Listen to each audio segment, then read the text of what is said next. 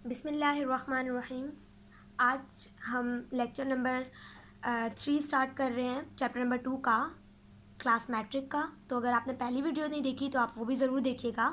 चलिए हम स्टार्ट करते हैं अपना लेक्चर। आज का लेक्चर आपके लिए बेसिक टर्मिनोलॉजीज़ हैं जो कि आपको अगर आज समझ आ जाती हैं तो ये चीज़ आपको बहुत ज़्यादा हेल्पफुल होगी आपके फर्स्ट ईयर, सेकेंड ईयर और MD कैट में या आगे एंट्री टेस्ट में। तो हम अभी पढ़ रहे हैं हाइपरटोनिक कि हाइपरटोनिक क्या होता है। देखो, सबसे पहले हाइपर, आप कहते हैं ना आप क्यों इतना हाइपर हो रहे हैं, आपको इतना गुस्सा क्यों आ रहा है। हाइपर का मतलब होता है ज़्यादा होना। टॉनिक का मतलब होता है टॉनिसिटी। हाइपरटोनिक सॉल्ट का ज़्यादा होना। जब किसी चीज़ में नमक ज़्यादा है या किसी भी पानी में, एग्जाम्पल लेते हैं, मैं आपको बोलूँ कि ये पानी है, इसमें नमक ज़्यादा है, और ये ग्लास है जिसमें पानी है, इसमें नमक नहीं है, तो मैं बोलूँगी ये हाइपरटोनिक है, इसमें नमक ज़्यादा है। ये चीज़ क्लियर हुई। हाइपरटोनिक का मतलब किसी भी चीज़ में नमक का ज़्यादा होना दूसरी चीज़ के निस्बत से। अगर मैं इसमें कोई सेल रख दूँ, कोई खुलिया रख दूँ अपना, और मैं बोलूँ कि इसमें नमक ज़्यादा है और इसमें नहीं है, तो इसका मतलब ये है हाइपरटोनिक। इसके मुकाबले ये हाइपरटोनिक है, इसके मुकाबले में इसमें नमक ज़्यादा है। दूसरा होता है हाइपोटोनिक। हाइपो का मतलब होता है लेस या फिर कम टॉनिसिटी सॉल्ट। जब किसी सॉल्यूशन में दूसरे की निस्बत से कम सॉल्ट हो उसे हम कहते हैं हाइपोटोनिक। एग्जाम्पल लेते हैं, ये एक जार था जिसमें मेरे पास 10 मिलीलीटर पानी है, इसमें मैंने 10 ग्राम नमक डाल दिया। अब एक ये है, ये भी 10 मिलीलीटर पानी है, पर इसमें मैंने 1 ग्राम नमक डाला। अब नमक तो दोनों में है, लेकिन इसमें इसकी निस्बत से नमक ज़्यादा है, तो ये है हाइपरटोनिक, और ये इससे, इसकी निस्बत से, इसके कंपैरिजन में इसमें नमक कम है, तो ये है हाइपोटोनिक। ये चीज़ क्लियर हुई। आइसोटोनिक का मतलब है दोनों में इक्वल सॉल्ट की क्वांटिटी होना। जैसे कि ये 10 ml है, ये भी 10 ml हो, और इसमें भी 1 ग्राम नमक, इसमें भी 1 ग्राम नमक। इसका मतलब कि दोनों में जो टोनिसिटी है, जो हमारे पास कंसंट्रेशन है, वो सेम है, नमक दोनों में बराबर है, तो इसे कहते हैं आइसोटोनिक। अब इसका मकसद क्या है? मकसद आपको समझाना ये है कि हमने जो फर्स्ट लेक्चर में पढ़ा था कि वाटर, पानी हमेशा जाता है सॉल्यूट की तरफ, यानी कि सॉल्ट की तरफ। पानी हमेशा नमक की तरफ जाता है। तो अगर मैं बोलूँ कि एक बर्तन है, इस बर्तन में मैंने डाला एक सेल, और सेल के अंदर जो है वो हाइपोटोनिक है। हाइपोटोनिक मतलब नमक कम है, और बाहर जो है वो हमारे पास नमक ज़्यादा है, हाइपरटोनिक है, हाइपरटोनिक है। तो अब क्या होगा? तो अब ये होगा कि सेल के अंदर का पानी बाहर आ जाएगा, क्योंकि हाइपर का मतलब ज़्यादा, सॉल्ट। तो पानी की फितरत है कि वो हमेशा सॉल्ट के पास आएगा, तो यहाँ का पानी बाहर आ जाएगा, तो ये सेल क्या हो जाएगा? श्रिंक हो जाएगा, सूख जाएगा। इतनी बात क्लियर हो गई? तो ये सेल क्या हो जाएगा? सूख जाएगा, और इसका पानी बाहर आ जाएगा। इसी तरह अगर मैं बोलूँ कि एक सॉल्यूशन है और इसके अंदर मैंने एक सेल रख दिया, अब ये सेल में नमक ज़्यादा है इसकी निस्बत से, तो ये हो गया हाइपरटोनिक। और ये जो पानी है ये वाला, ये हो गया हाइपोटोनिक। अब क्या होगा? अब ये होगा कि हाइपरटोनिक, इसमें नमक ज़्यादा है, तो इसका पानी अंदर जाएगा। जब ये अंदर जाएगा तो ये सेल मज़ीद बड़ा हो जाएगा, स्वेल हो जाएगा, और अगर ये किसी एनिमल का सेल है तो ये बर्स्ट हो जाएगा, फट भी सकता है। तो ये चीज़ आपको समझ आई होपफुली कि ये आपको समझ आ चुका होगा। अब फ्रेश वाटर की डेफिनेशन लिखवा दी है, less concentration of salt in water, और मरीन वाटर का मतलब है मोर कंसनट्रेशन ऑफ सॉल्ट। मतलब फ्रेश वाटर में नमक की मिकदार कम होती है, मरीन वाटर में नमक की मिकदार ज़्यादा होती है। तो ये कुछ बेसिक टर्मिनोलॉजीज़ थी जो कि आपको पता होनी चाहिए। अब मैंने हेडिंग लिखी थी osmo regulation in fresh water, कि ऑस्मो रेगुलेशन मतलब पानी को कैसे रेगुलेट किया जा सकता है फ्रेश वाटर में। तो जैसे मैंने आपको समझा दिया कि फ्रेश वाटर का मतलब क्या है? नमक कम। अगर नमक कम है तो ये क्या होगा? हाइपोटोनिक। अगर ये हाइपोटोनिक है तो इसके अंदर वाली चीज़ क्या होगी? हाइपरटोनिक, क्योंकि हम एक चीज़ को दूसरी से मुनासबत देकर बता रहे हैं कि एक हाइपो है तो दूसरी हाइपर होगी। अगर ये हाइपरटोनिक है तो फ्रेश वाटर इस चीज़ के अंदर जाएगा, और इसे स्वेल कर देगा। और अगर इस जानदार को ज़िंदा रहना है तो इसे पानी को निकालना पड़ेगा। यही वजह है कि हमारे पास हाइड्रोफाइट्स जो कि फ़्रेश वाटर में होते हैं, और फ्रेश वाटर में होने की वजह से इनके अंदर पानी जाता रहता है, क्योंकि ये हाइपरटोनिक है ये पौधा, तो इस पौधे को ज़रूरत होती है पानी बाहर निकालने की।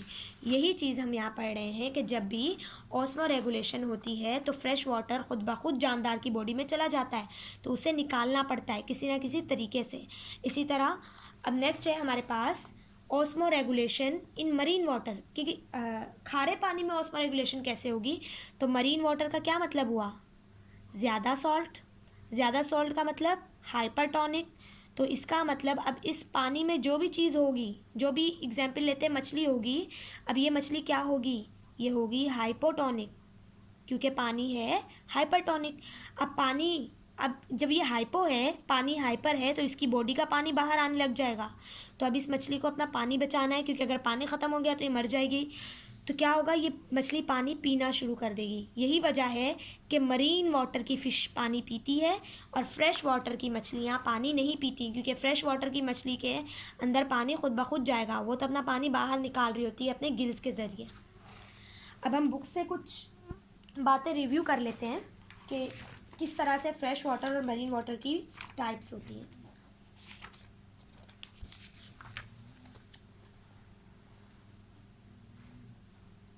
जी, तो हमारे पास फ्रेश वाटर में रहने वाले जानदार दो तरह के हैं, एक होता है यूनिसेलुलर, एक होता है मल्टी सेलुलर। यूनिसेलुलर वो जानदार होते हैं जिनका सिर्फ एक सेल होता है, जो बहुत छोटे होते हैं, जिनका सिर्फ एक सेल होता है। मल्टी सेलुलर का मतलब होता है जो कि एक से ज़्यादा सेल पर, खुलियों पर मुश्तमिल होते हैं। यूनिसेलुलर क्या करते हैं, ये अपना एक्स्ट्रा पानी कॉन्ट्रैक्टाइल वैक्यूल के ज़रिए निकाल देते हैं। अब आपको पता होना चाहिए कॉन्ट्रैक्टाइल वैक्यूल क्या है। अमेबा को तो आप सब बच्चे अच्छे से जानते हैं कि किस तरह कोई भी शेप होती है। तो अमेबा अगर फ्रेश वाटर में है तो इसके अंदर पानी जाता रहेगा, क्योंकि फ्रेश वाटर होता है हाइपोटोनिक, तो ये होगा हाइपरटोनिक, तो पानी हमेशा सॉल्ट के पास आता है, तो ये पानी से भरने लग जाएगा। तो इसके अंदर एक खाली वैक्यूल होगा। एक खाली वैक्यूल का मतलब होता है छोटी सी खाली जगह, तो सारा पानी उसमें जमा करेगा, जमा करके इसे वापस से अपनी बॉडी से निकाल देगा। तो इसे कहते हैं कॉन्ट्रैक्टाइल वैक्यूल के ज़रिए ये अपना पानी बाहर निकाल देता है। इसी तरह मल्टी सेलुलर क्या करेंगे, ये पानी को बाहर निकालेंगे डाइल्यूट यूरिन प्रोड्यूस करके, मतलब यूरिन में पानी बहुत ज़्यादा भेजेंगे। अगर आप ख़ुद भी नोट करें, आप जब बहुत ज़्यादा पानी पिएंगे आपके यूरिन की जो वॉल्यूम है वो भी बहुत ज़्यादा हो जाएगा और कलर भी चेंज हो जाता है, बहुत वाइट हो जाता है। लेकिन जब आप पानी कम पिए तो येलोविश हो जाता है। तो डाइल्यूट यूरिन का मतलब है पानी बहुत ज़्यादा होना और वाइट हो जाना। उसके बाद हम जो एक्स्ट्रा सॉल्ट है जो कि उस पानी के साथ, अब जैसे ही पानी बाहर निकलेगा उसके साथ नमक भी निकलेगा, तो मछलियाँ क्या करती हैं, वो नमक जो बाहर निकल रहा है पानी के साथ उसे अपने गिल्स से क्या कर लेती हैं, दोबारा से एब्जॉर्ब कर लेती हैं। अब नेक्स्ट है हमारे पास वो फिशेज़ या वो जानदार जो हमारे पास कहाँ रहते हैं, मरीन वाटर में रहते हैं। वो क्या करते हैं, उनमें हमारे पास सबसे पहले है बोनी फ़िश। बोनी फ़िश वो फ़िश होती हैं जिनके अंदर का जो स्केलेटन है वो पूरा बोन्स से बना होता है। Have low salt inside the body. अब हमारे पास ये बात तो हमें पता है कि अगर वो मरीन फ़िश है तो उसके अंदर जो है नमक कम होगा, हाइपोटोनिक है। तो बोनी फ़िश के अंदर क्या होता है, लो सॉल्ट होता है, नमक कम होता है। Actively get sea water and have salt gland to increase the salt and desalination. अब क्या होता है, एक्टिवली का मतलब होता है एनर्जी लगा के। एक्टिवली मतलब एटीपी, एनर्जी लगा के। एटीपी मैंने फर्स्ट चैप्टर में बताया था ना आपको। तो एटीपी लगाकर, एनर्जी लगाकर वो पानी को पीती है और उसके साथ जो एक्स्ट्रा नमक जाता है उसे डीसैलिनेशन बाहर निकालती भी है। और क्या करती है, produce concentrated urine. Concentrated urine वो यूरिन होता है जिसमें पानी बहुत कम हो। अब जाहिर है वो इतनी मुश्किल से पानी बचा रही है तो वो ऐसा यूरिन देगी जिसमें पानी की मिकदार बहुत ज़्यादा कम होगी। मैं एक बार रिव्यू कर देती हूँ आपको कि बोनी फ़िश क्या करती है। बोनी फ़िश एक ऐसी जगह पर रहती है जहाँ पर हाइपरटोनिक होती है जगह, तो वो ख़ुद क्या हो जाती है, हाइपोटोनिक हो जाती है। तो ख़ुद हाइपोटोनिक होने की वजह से उसका पानी बाहर आता है, तो बाहर आने से बचाने के लिए ये पानी को मुसलसल पीती है। अब ये पानी तो खारा पानी है तो उसके साथ तो नमक भी इसके अंदर जाएगा, तो उस नमक को ये वापस से क्या कर देती है, अपने गिल्स के ज़रिए या फिर किसी और तरीके से क्या कर देती है, रेक्टम के ज़रिए से निकाल देती है।